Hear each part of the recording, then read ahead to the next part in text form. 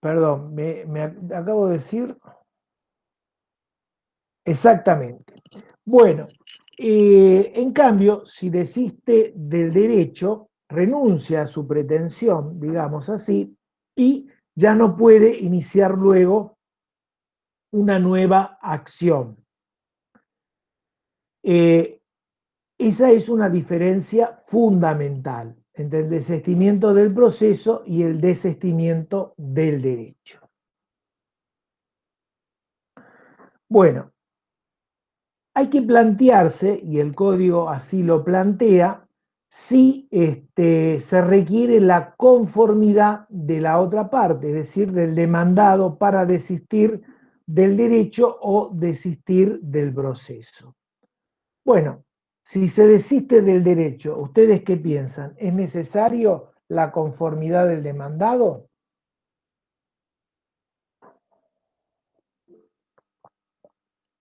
Exacto, Lucas, Jimena, Pablo, no, porque es una renuncia que hace el actor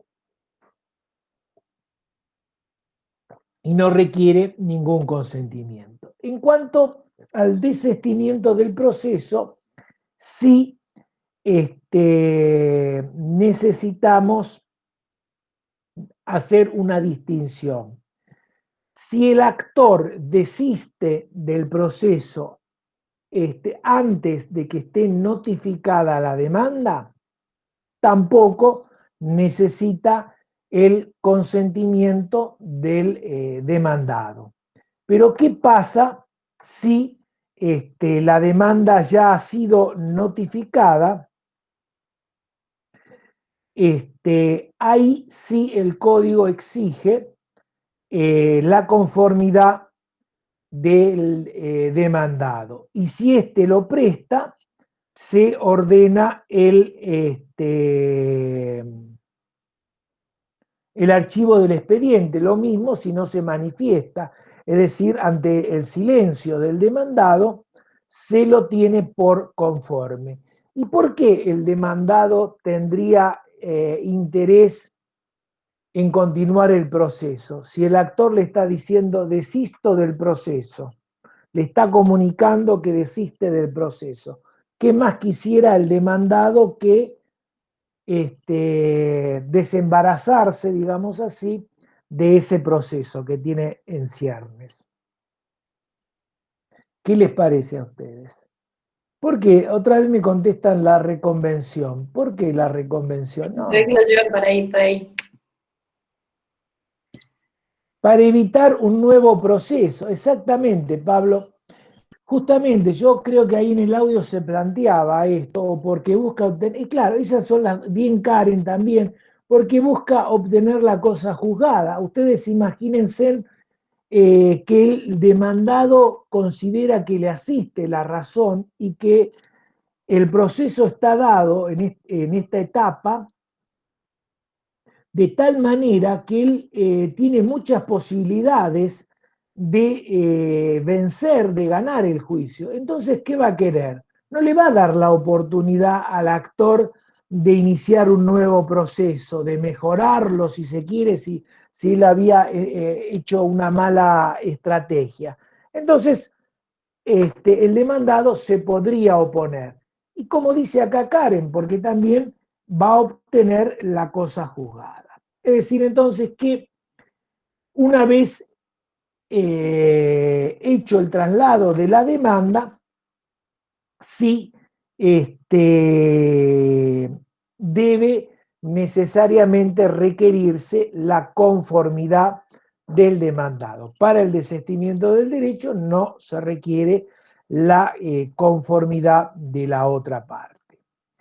El desistimiento tanto del proceso como del derecho no se presumen y debe formalizarse siempre por escrito y puede revocarse si se trata del desistimiento del proceso hasta tanto no surja la conformidad de la otra parte. Y en cambio el desistimiento del derecho puede revocarse hasta tanto el juez no se haya pronunciado. En materia de costas, el artículo 73 del Código Procesal establece que si el desistimiento se extinguiere el proceso por desistimiento, las costas, ahora voy, Gastón, el desistimiento, las costas corren por cuenta del que desistió. A no ser, hay algunas excepciones, por ejemplo, que se desista por que ha cambiado la legislación, el actor desista porque un cambio de legislación o un cambio de jurisprudencia, se ha dictado un plenario y que el actor sabe necesariamente que no le van a dar la razón. El desistimiento para eximirse de costas tiene,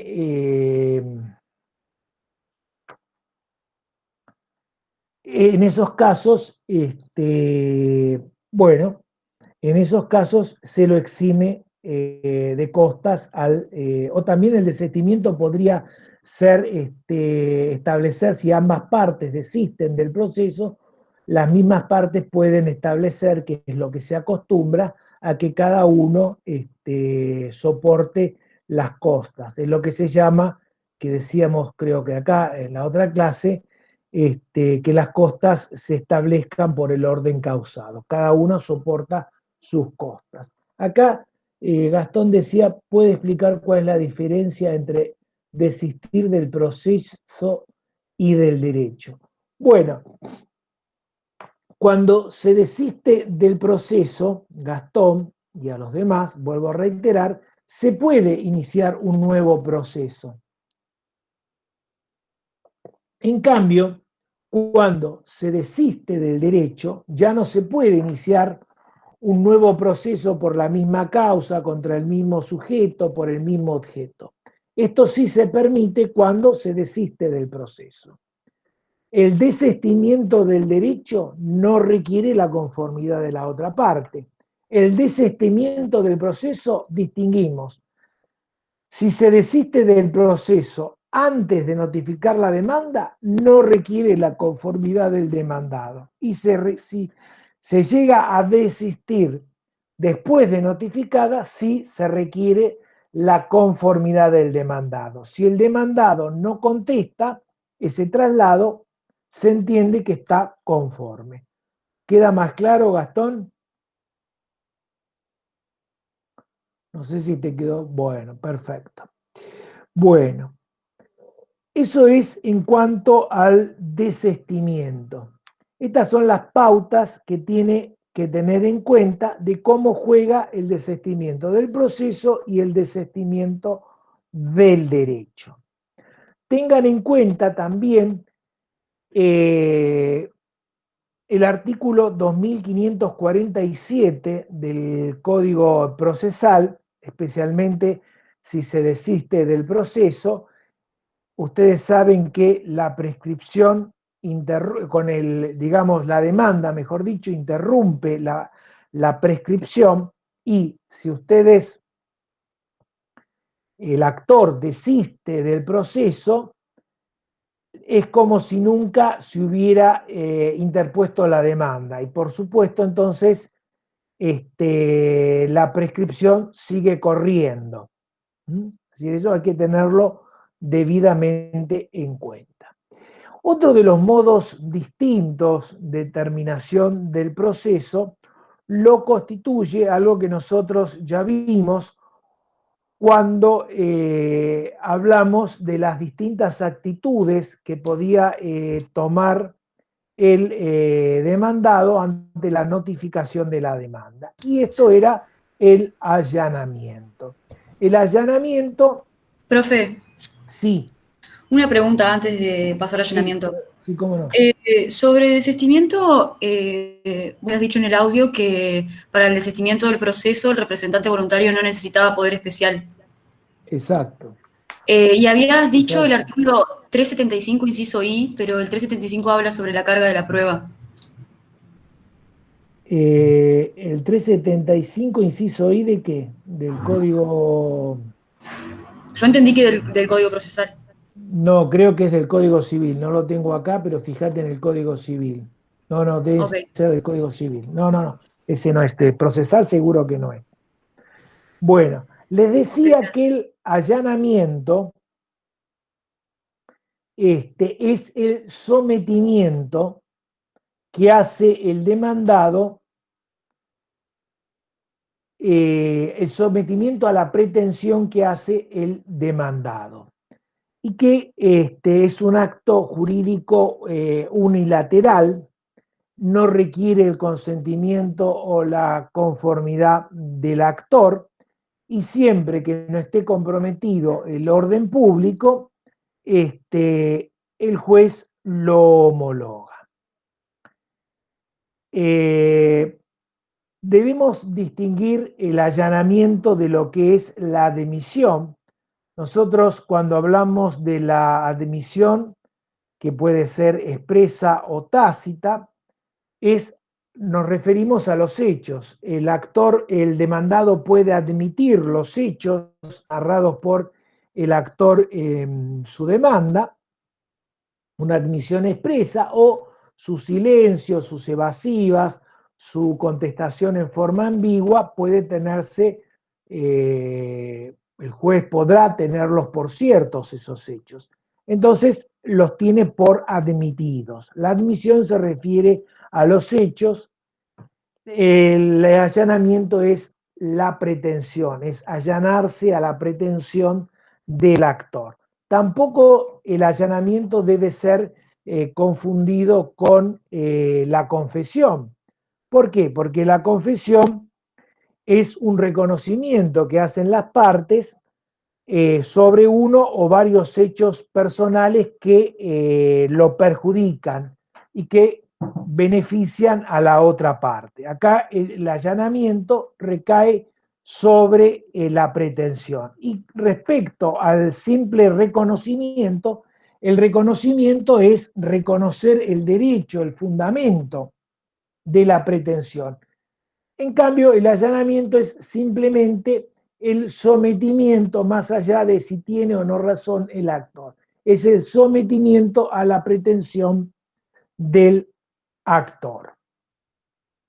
El allanamiento, como bien ustedes saben, puede ser en cualquier estado anterior al dictado de la sentencia, puede ser total o parcial, puede ser parcial perfectamente y el proceso continúa, el demandado se allana sobre ciertos aspectos y puede continuar el proceso con respecto a las otras cuestiones que deban ventilarse en el proceso.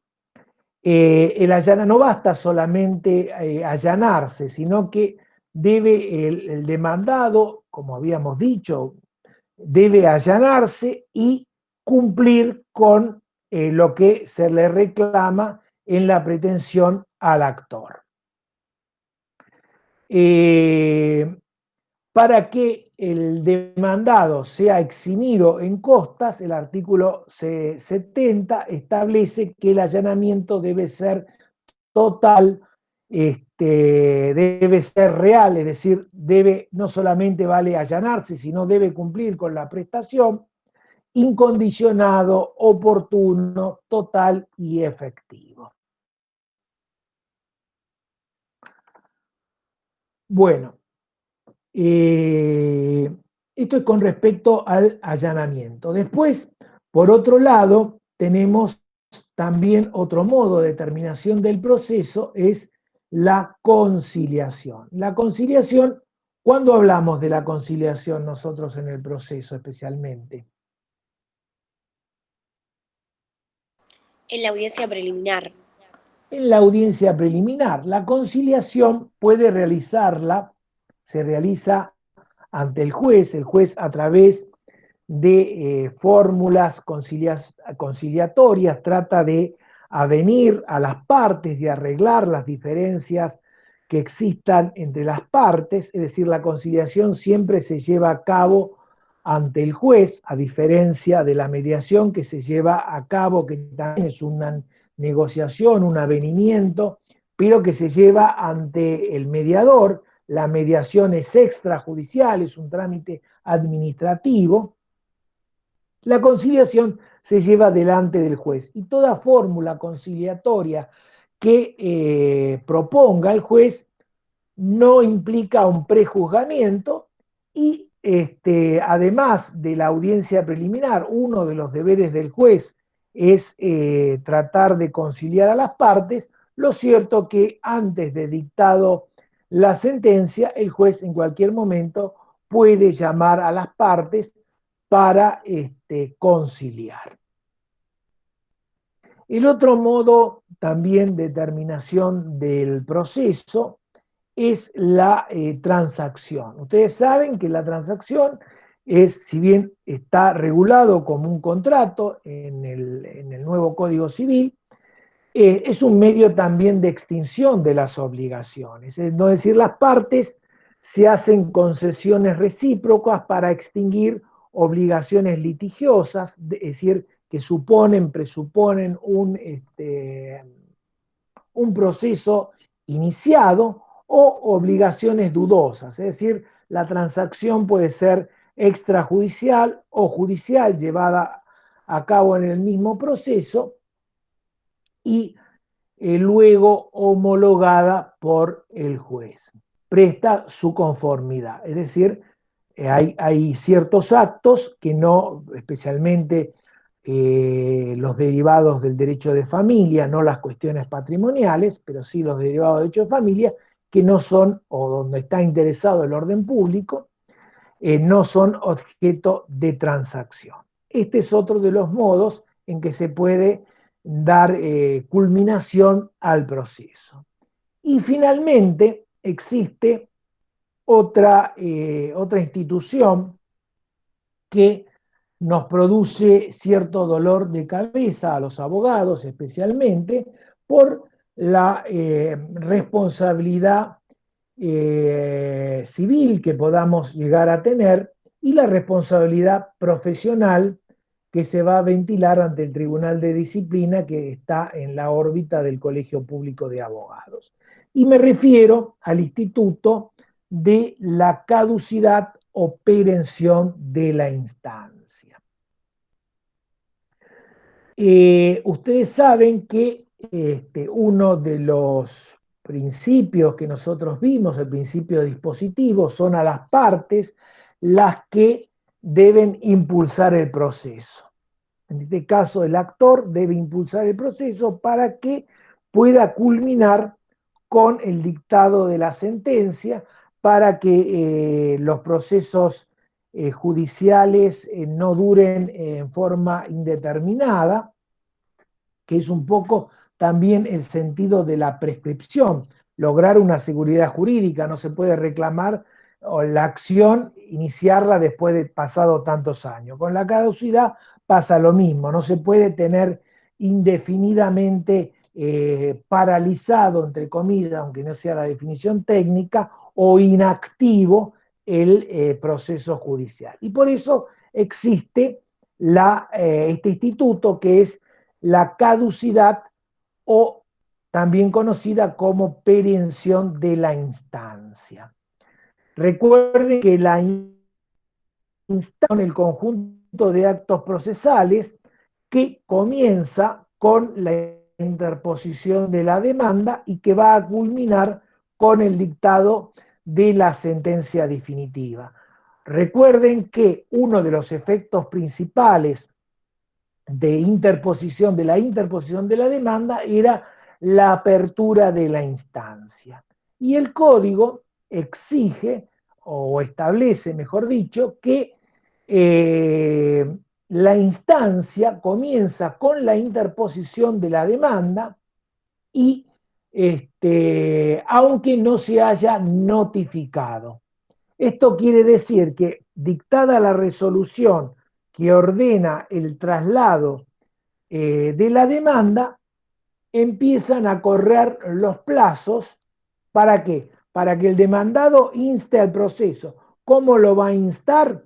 Bueno, ¿cómo lo va a impulsar? Notificando al demandado. Si el actor no insta la instancia, no impulsa el proceso para que culmine con la sentencia, en este caso no notifica la demanda y pasan en un proceso ordinario 6 meses, se produce la caducidad de la instancia. Si el proceso termina por caducidad. El hecho de que el proceso termine por caducidad no quiere decir que el actor pueda posteriormente iniciar un nuevo proceso por la misma causa, por el mismo objeto, contra el mismo sujeto. Lo que ocurre es, y acá empiezan los problemas, inclusive puede aprovecharse de la prueba producida en el expediente, pero el problema sucede cuando juega el artículo 2547. Recuerden que dijimos recién que la demanda interrumpía el plazo de prescripción, pero si acaece, si sucede la caducidad de la instancia, es como si nunca se hubiera interpuesto la demanda, es decir, esa interrupción no corrió. Y puede suceder que se nos haya caducado la instancia y haya prescripto la acción y después no podamos iniciar un nuevo proceso. De ahí lo grave que es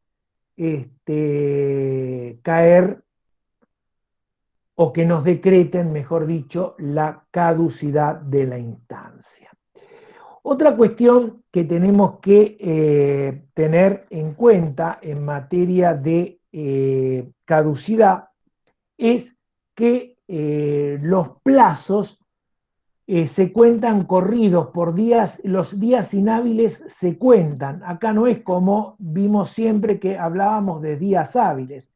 En materia de caducidad se cuentan los días inhábiles, se cuentan los sábados y los domingos, se cuentan los feriados, se cuentan por meses, y de ahí vamos al Código Civil y Comercial de la Nación, de cómo se cuentan los plazos, los intervalos de los plazos en el derecho.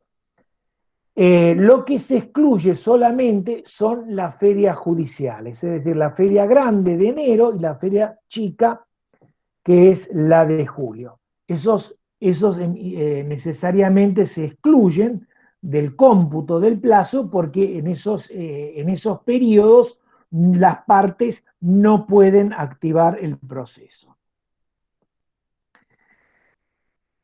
Para entonces solicitar la caducidad de la instancia, los requisitos son que haya una instancia que comienza con la interposición de la demanda, aun cuando no se haya notificado, que exista una inactividad procesal, es decir, que no haya actos de impulso procesal.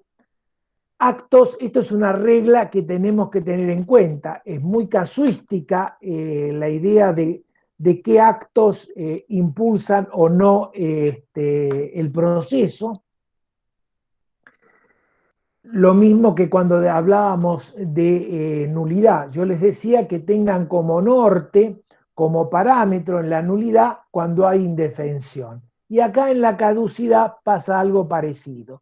Acá lo que tenemos que tener como norte es qué acto procesal del tribunal o llevado a cabo por las partes tiene naturaleza impulsoria, es decir, naturaleza de instar al proceso a que avance, no que se quede estático. Un simple pedido de desglose de un escrito, un simple escrito presentando una nueva constitución del domicilio, no produce ningún acto impulsorio del proceso, no permite que el proceso avance. Yo les comentaba recién a la otra comisión algo muy didáctico que señala Leguizamón, que es un procesalista argentino, y que a diferencia de la mayoría de los, bueno, nuestro titular también es abogado litigante, Leguizamón también es abogado litigante, a diferencia de otros que en su gran mayoría trabaja en la órbita del Poder Judicial.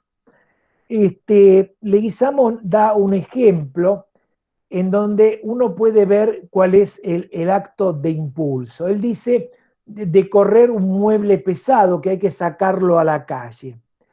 Dice, es un acto de impulso correr el mueble, correrlo y empujarlo en otra habitación. El mueble sigue estando en la misma casa. El acto de impulso es sacarlo a la calle. Y acá pasa lo mismo en el proceso por analogía. Es decir, si el proceso no nos permite avanzar y lo único que estamos haciendo es presentar escritos, que lo único que es estático, en el ejemplo de Leguizamón, dejar el mueble en el mismo lugar, correrlo un poco, y en el ejemplo de un expediente agregar una foja, nada más, pero que el proceso no avanza, no estamos impulsando el proceso. Después, el otro requisito es que haya un plazo de inactividad. El plazo de inactividad está establecido para distintos supuestos, distintos tipos de procesos, en el artículo 310 del Código Procesal. Y finalmente, que haya una resolución que así declare la caducidad o perención de instancia.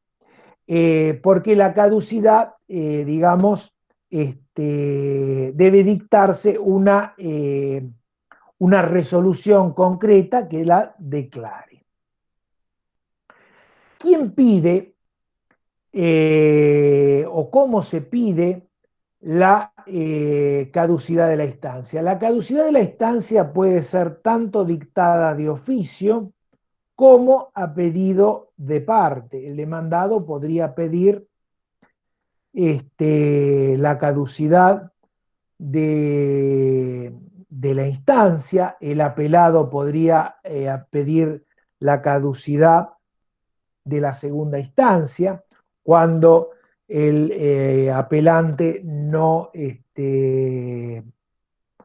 solamente se limitó a interponer el recurso y no fundó, y dejó pasar el tiempo para fundarlo.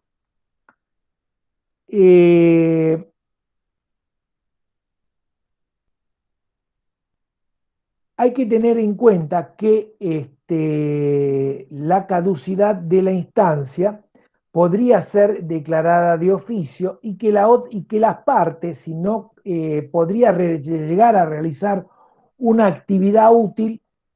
Es decir, el juez le puede dictar de oficio, mejor dicho, la caducidad en tanto y en cuanto las partes o a quien le correspondía no ha impulsado el proceso.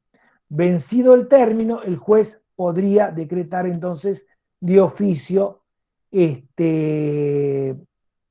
la caducidad.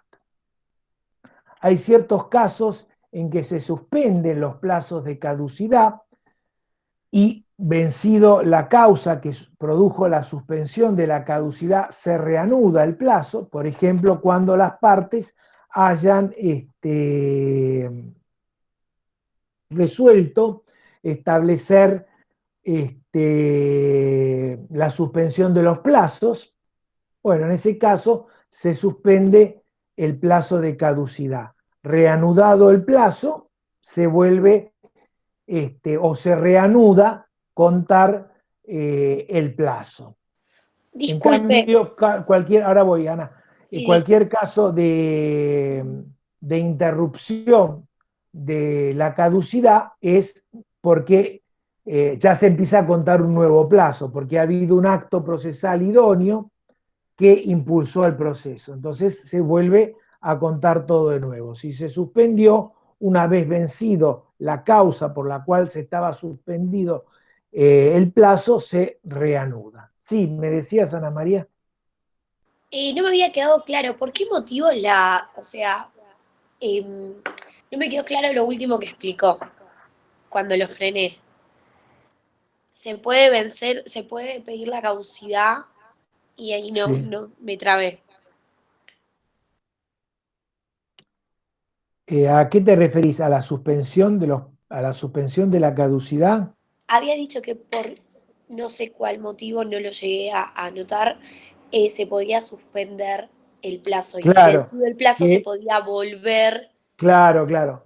Hay supuestos en que se puede suspender el plazo de caducidad. Por ejemplo, si las partes, y así lo dispuso el juez, por ejemplo, porque se perdió, ahora no va a suceder por el sistema, no creo que se pierda en el sistema, pero suponete un expediente físico que se perdía, se extraviaba, entonces había que reconstruirlo. Durante ese plazo no corría, se suspendía el plazo de la caducidad hasta que estaba reconstruido. Suponete que las partes acordaron suspender los plazos, porque están en tratativas de poder a un arreglo. En ese caso, no sigue corriendo el plazo de la caducidad, se suspende el plazo de la caducidad, pero una vez que se reanuda el proceso, se pidió un plazo de 20 días para la suspensión del proceso. En ese lapso de 20 días no corre el plazo de la caducidad, pero una vez que se dicta la resolución por el juez reanudando el proceso, se sigue contando, por eso es suspensión, se sigue contando el plazo para decretar la caducidad. En cambio, cuando se interrumpe la caducidad, es que realiza un acto procesal idóneo que tiene por finalidad impulsar el proceso. Ahí se interrumpe el plazo de caducidad y se vuelve a contar todo de nuevo. ¿Se entiende? Sí, perfecto, clarísimo, muchas gracias. Bueno, bueno, el incidente de caducidad se sustancia, es decir, se tramita, se da traslado a la otra parte para que se expida. Hay que tener mucho cuidado con, fíjense en que en el artículo 310 impone porque a veces el juez le dicta la caducidad y ese incidente de caducidad debe notificarse. Y a veces uno piensa que ya está terminado el proceso y no notifica, dice gané, y no notifica la resolución recaída en el incidente de caducidad. Hay que tener mucho cuidado con eso porque caduca el incidente de caducidad, es decir, el incidente promovido de caducidad al mes.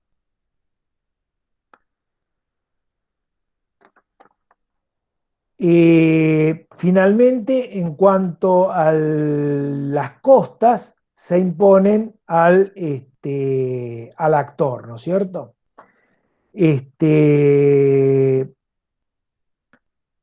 Entonces, en resumidas cuentas, tengan en consideración lo siguiente. Con la caducidad de la instancia, ¿se puede iniciar un nuevo proceso? Sí, se puede iniciar un nuevo proceso, pero haciendo valer las pruebas del proceso anterior, pero hay que tener en cuenta lo establecido en el artículo 2547 del Código Civil. Es decir, se va a tener si se decretó la caducidad de la instancia, se va a tener por no operada la interrupción de la prescripción. Para que exista, para solicitar la caducidad de la instancia, debe haber una instancia que comienza con la interposición de la demanda, aun cuando no haya sido notificada. Debe haber una inactividad procesal. Deben haberse cumplido los plazos que establece el artículo 310 del Código Procesal. Debe haberse dictado una resolución que así lo decrete. Y la caducidad puede ser tanto decretada de oficio, cuando se venzan los plazos, y también a pedido de parte. Si vencido el plazo que establece el artículo 310, ni el juez ni la otra parte ha hecho, no ha pedido la caducidad, o el juez no la ha decretado de oficio, la parte puede impulsar, el actor en este caso, podría impulsar el proceso. Si la otra parte no lo consiente, se le decreta la caducidad de la instancia. No sé si con respecto a este tema tienen alguna duda, así ya podemos pasar al otro. ¿Ha quedado alguna pregunta que quieran hacerme?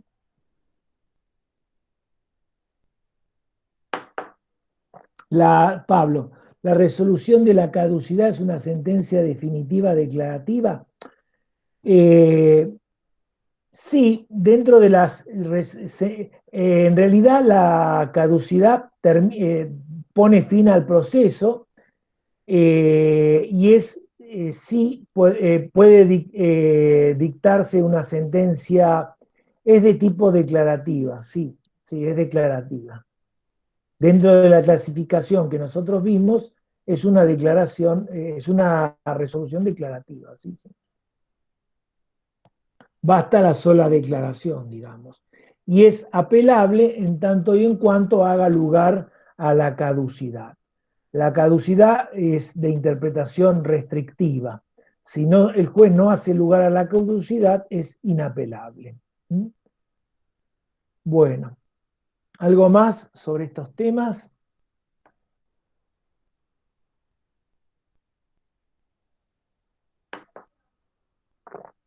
Bueno.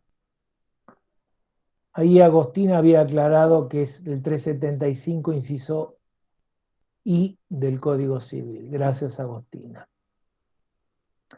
Bueno, mientras piensan, si les ocurre alguna otra pregunta, la pueden hacer ahora, la pueden hacer después, no hay problema, en la clase que viene, etc.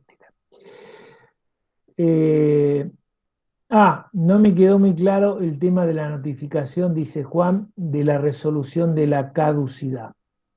No, les decía que ustedes van a ver en el 310 del Código Procesal que dice que la caducidad del incidente de nulidad se produce al mes. ¿Qué quiere decir esto? Que a veces sucede, a mí me ha sucedido, que le habían decretado la caducidad a mi cliente, me vino a ver, y el juez digamos, nunca la parte, por ejemplo, el actor nunca notificó la resolución que hacía lugar a la caducidad. Bueno, tiene un mes. Si el proceso lo deja ahí y dice ya, ya gané el proceso, porque pedí la caducidad, el juez me la decretó y nunca lo notifiqué al actor, ahí el incidente de caducidad, valga la redundancia, caduca al mes. Es decir, si no ha habido actividad por parte del actor al mes, porque nunca notificó el incidente de caducidad, cae la caducidad. A eso me refería. Y que la caducidad cuando la parte pide la caducidad, el demandado pide la caducidad, que se decrete la caducidad de la instancia, es necesario correr traslado a la otra parte para respetar el principio de bilateralidad. A eso me refería, Juan.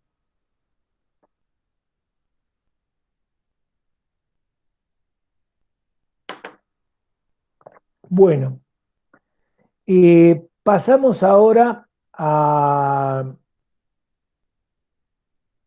al estudio de la teoría general de los recursos. Bueno, lo primero que podemos definir en líneas generales es qué entendemos por recursos. Los recursos son actos procesales en cuya virtud quien se considera agraviado por una resolución judicial pide o solicita en el mismo proceso y dentro de determinados plazos que establece el código, que un órgano superior en grado o el mismo que dictó, en su caso, la resolución, la reforme, la modifique, amplíe o anule.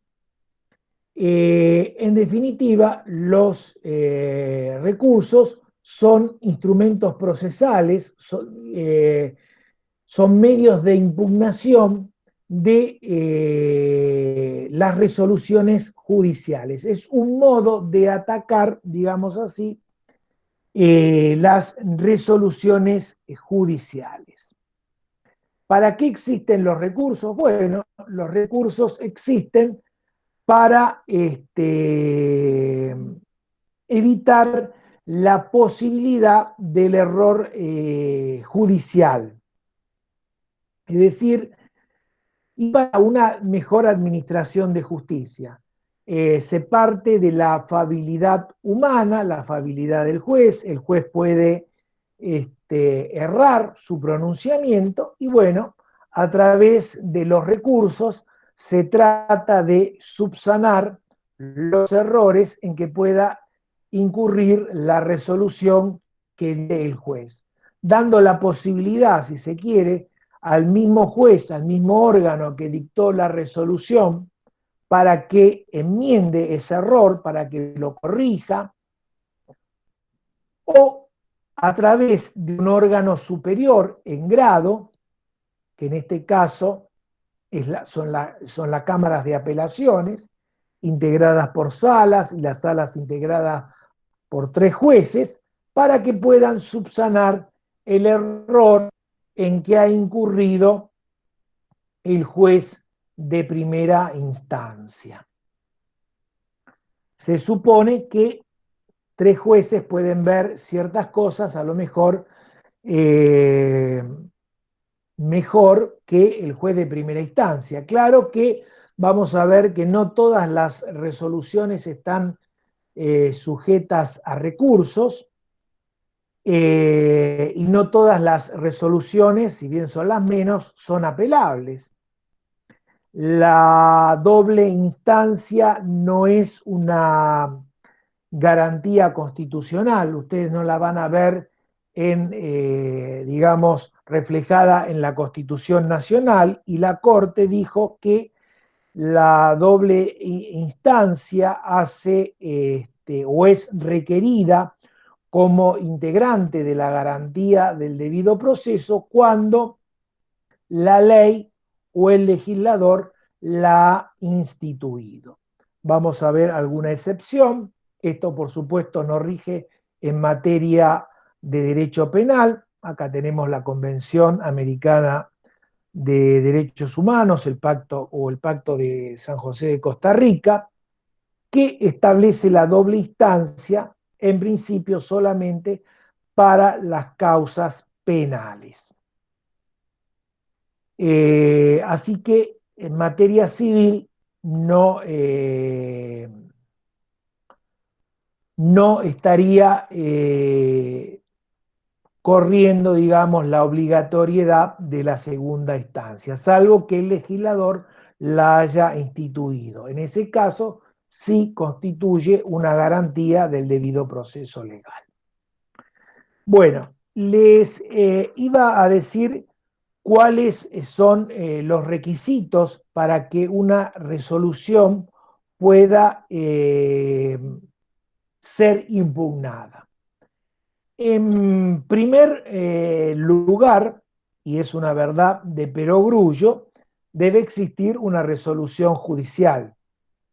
Esa resolución judicial debe ser objeto o puede ser objeto de impugnación por alguno de las vías que establece, por alguno de los recursos que establece el Código Procesal.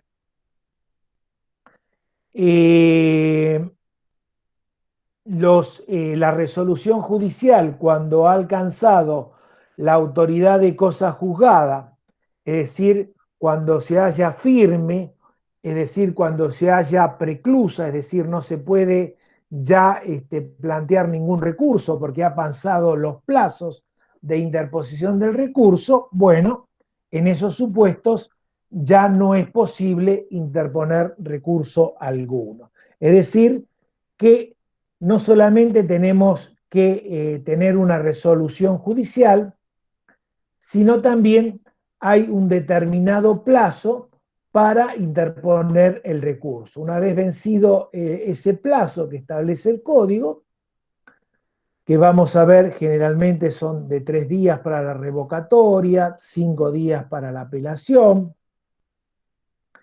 Bueno, vencidos esos plazos ya no se puede interponer el recurso y la resolución queda firme. Por supuesto también para interponer un recurso debe existir un acto de interposición, es decir, la parte debe interponer el recurso correspondiente. Y fundamentalmente, como todo acto procesal, tiene que estar, debe haber un interés. Nosotros cuando hablábamos de pedir, de solicitar la nulidad, decíamos que teníamos que tener un interés, y ese interés estaba dado en las nulidades por la indefensión. En los recursos, ese interés que debe tener como todo acto procesal está dado por el agravio o gravamen o perjuicio que tiene la parte que impugna la resolución judicial. El actor puede impugnar la resolución judicial porque se le desestima su pretensión total o parcialmente. El demandado tiene interés en impugnar la resolución porque se ha rechazado sus oposiciones. Es decir, ahí es donde está el agravio, el perjuicio o el gravamen que le produce la resolución judicial. Si no hay agravio, si no hay gravamen, no hay perjuicio, no se puede interponer un recurso. Es lo que yo les decía recién. Si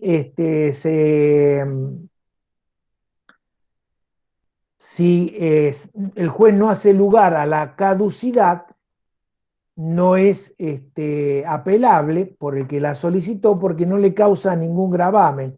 El proceso continúa y se va a llegar al dictado de una resolución que va a resolver el conflicto. Estos son entonces los requisitos que se deben cumplir. También se deben cumplir los requisitos de tiempo, forma y lugar en que deben interponerse los recursos. Hay ciertos recursos que deben no solamente interponerse ante el órgano que dictó la resolución judicial, sino que deben fundarse en forma simultánea. Hay otros recursos como el de la apelación, que tiene 2 momentos.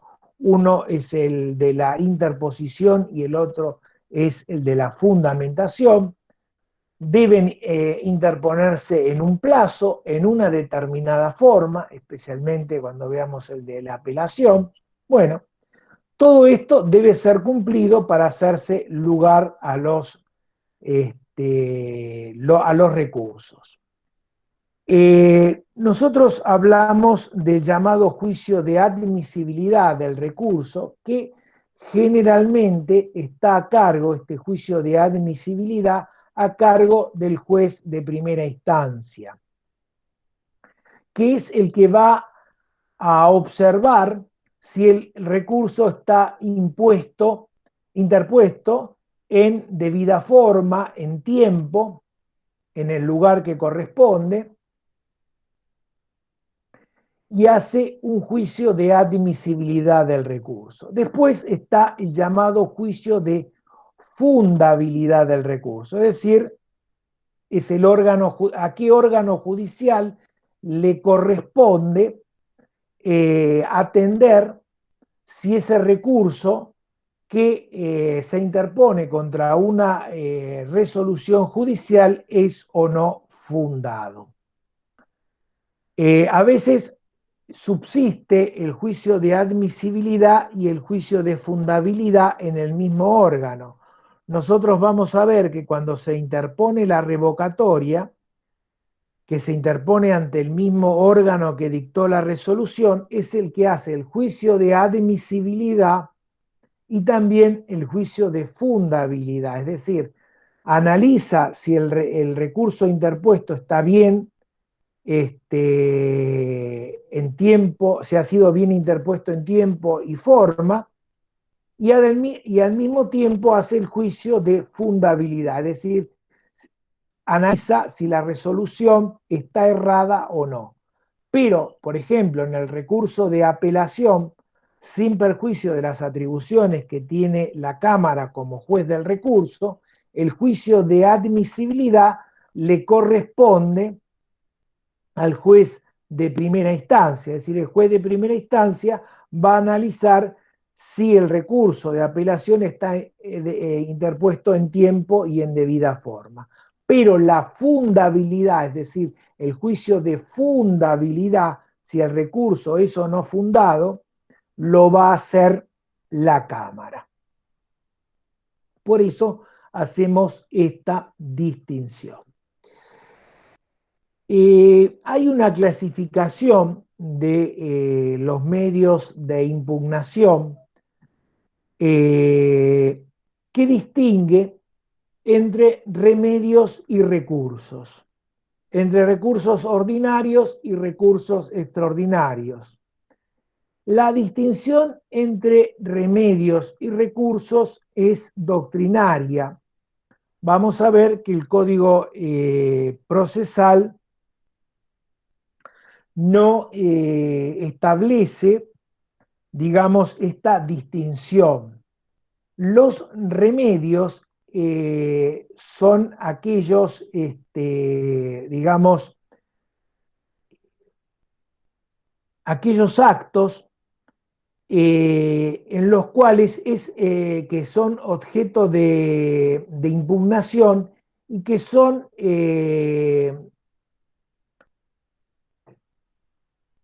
resueltos por el mismo órgano que dictó la resolución. Es el caso de la aclaratoria, es el caso de la revocatoria. Estos son llamados por la doctrina remedios. En cambio, los recursos presuponen la intervención de otra instancia, de la doble instancia, es decir, que va a intervenir un tribunal distinto en grado al que dictó la resolución y es el que va a reexaminar el juicio. Esa es la distinción que existe entre los llamados remedios y los llamados recursos. Distinción que, como ya les dije, el código no establece y trata a la revocatoria como la aclaratoria, los trata como recursos. La distinción que sí nos interesa son la de recursos, o distinción entre recursos ordinarios y extraordinarios, porque eso es lo que vamos a ver en este curso. Los recursos ordinarios son aquellos que proceden contra todo tipo de resoluciones, no dependen de causales específicas y son a todas aquellas impugnaciones de las resoluciones que contienen un error, ya sea porque el juez aplicó una ley inaplicable, porque no valoró adecuadamente los hechos o las pruebas producidas, es decir, hay lo que se llama un error de juzgamiento, o existen errores de procedimiento, por ejemplo, en la estructura de la sentencia, donde se alteró el principio de congruencia, etc. Estos son los recursos. Los recursos ordinarios en el Código Procesal son la revocatoria, o también llamada por el Código reposición, el recurso de aclaratoria, el recurso de apelación y el recurso de apelación el recurso de queja, por apelación denegada. Al lado de estos recursos ordinarios existen otros que son excepcionales, de ahí su nombre, recursos extraordinarios, en los cuales las causales por las cuales se puede impugnar una resolución judicial, generalmente se trata de sentencias definitivas, están expresamente establecidas por la ley. Dentro de los recursos extraordinarios tenemos el del artículo 14 de la ley 48, el recurso de inconstitucionalidad ante la Corte Suprema, es el recurso extraordinario federal. Y también en el Código Procesal tenemos legislado el recurso de inaplicabilidad de la ley. Ese también es un recurso extraordinario, en donde las causales, a diferencia de los recursos ordinarios, están específicamente establecidas por la ley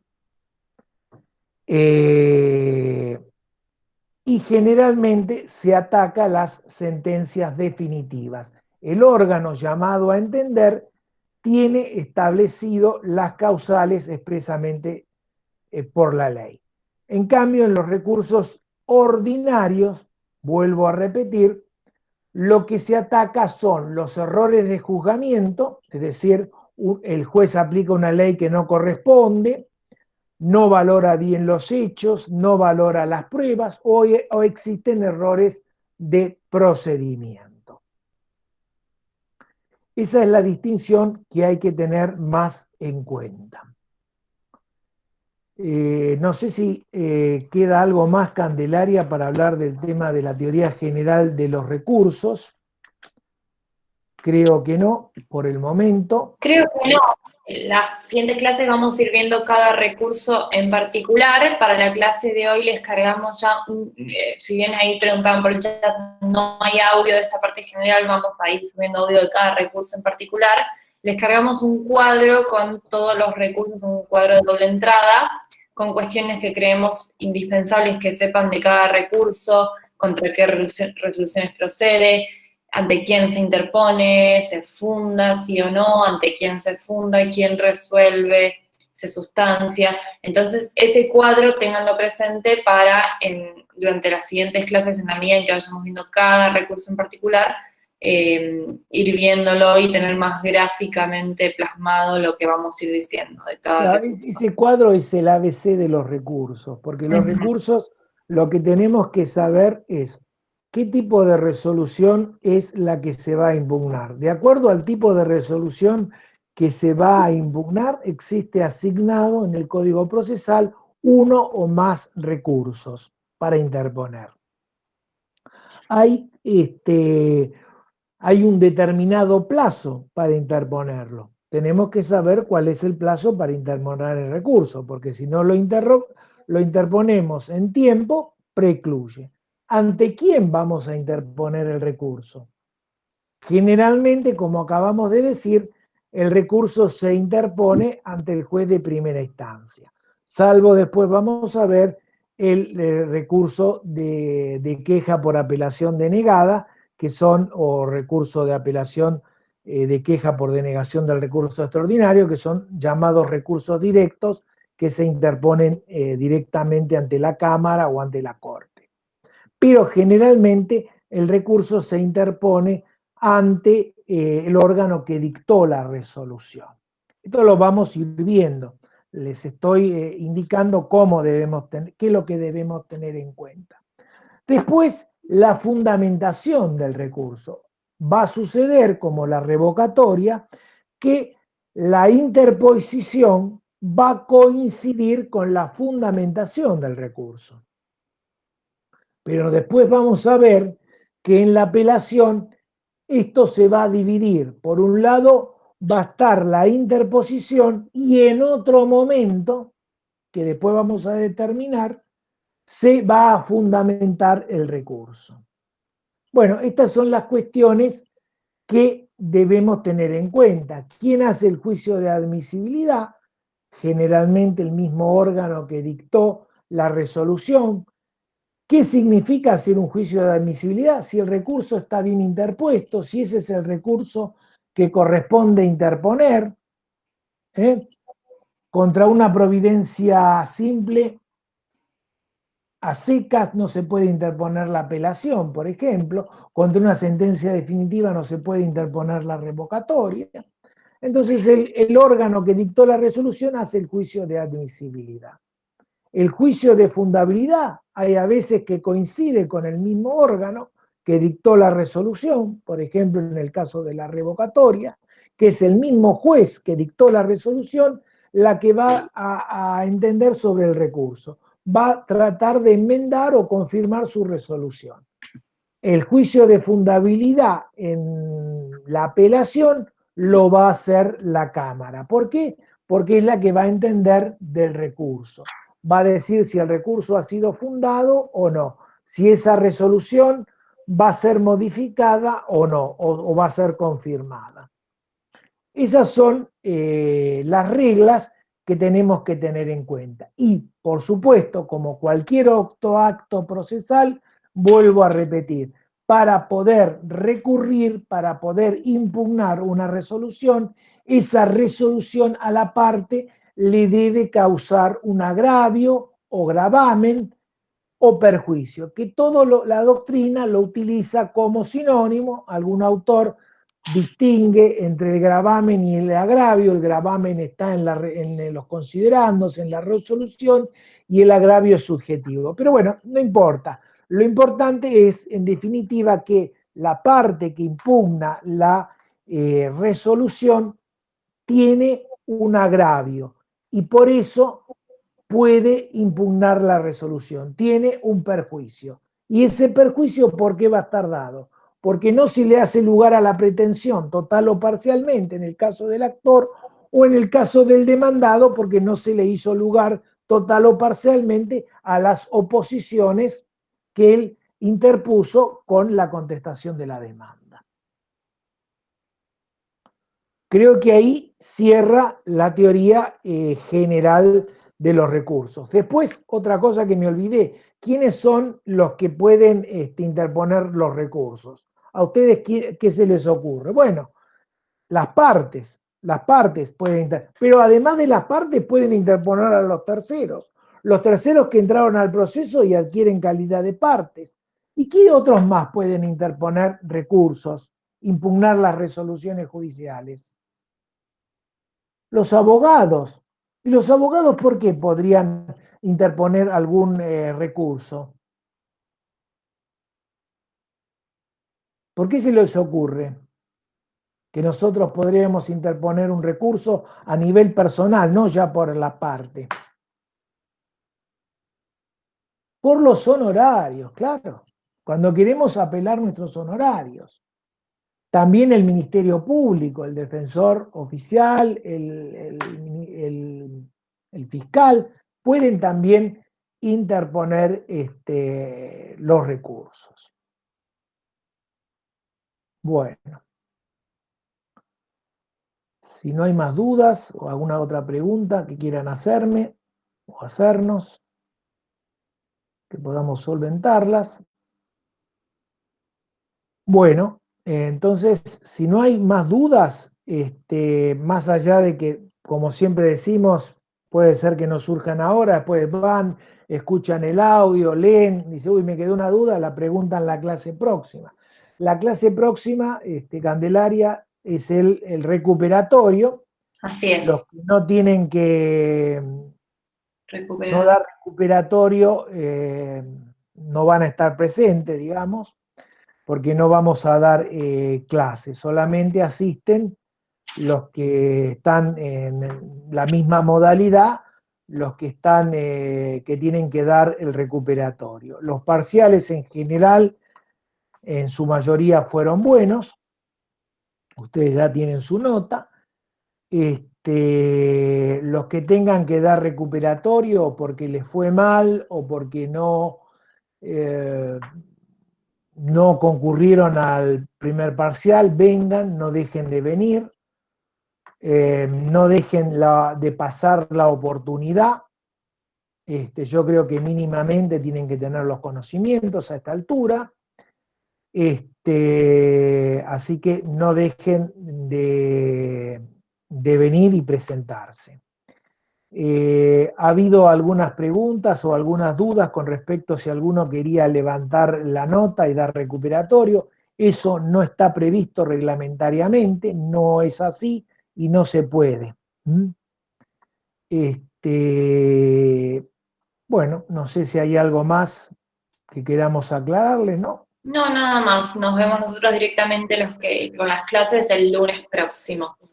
Ya empezamos con recursos en particular, aclaratoria y revocatoria. Bueno. No me equivoco. Y sepan que el tema de recursos es un tema que deben saber.